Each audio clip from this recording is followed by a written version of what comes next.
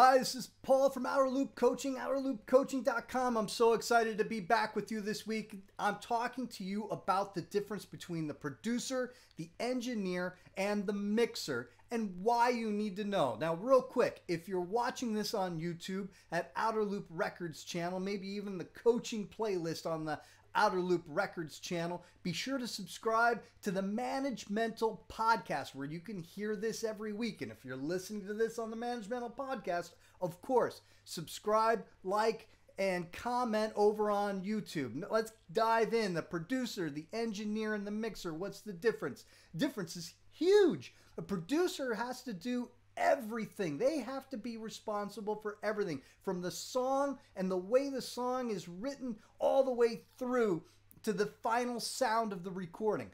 They're so involved in your song that their advice should be a part of those songs when you're playing them a year, 5 years, 10 years after the song's been recorded. Great producers will help you with key changes and things that you can do to make the song more interesting. They'll listen to the demos beforehand, give you a ton of advice before you step into the studio. They can help you with what notes get played and when, by whom, and with what. They also demand great performances while you're there in the studio. They're the one who bosses you around, bosses the engineer around, bosses the mixer around to make sure that the whole thing sounds great. Now, what does the engineer do? The engineer's job is to capture the performances in the studio. They're responsible for mic placement, volume levels, interpreting the wishes of the producer and possibly you. They're the ones who are going to make sure that the sound is captured in such a way that the mixer and the producer can make those sounds sound fantastic when your recording comes out. So what does the mixer do? The mixer will blend all of those captured sounds together, usually at the direction of the producer.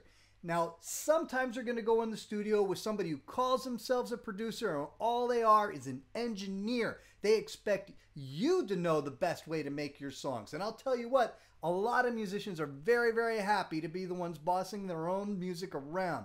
That can be a mistake for inexperienced musicians who don't yet have extremely successful careers.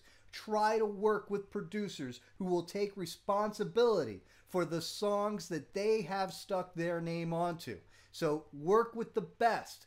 And also, I should add, some producers are really great engineers. Some producers are really great mixers.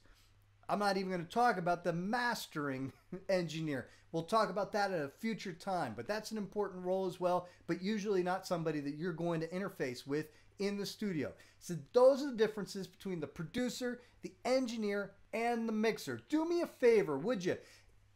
Go to YouTube. As you're watching this on YouTube, could you comment down below? Let me know, is this too basic, too advanced, or just right? I'd like to know so that future videos and future elements that we're putting in the Managemental Podcast here from Outerloop Coaching, outerloopcoaching.com, will be just right for what you're looking for.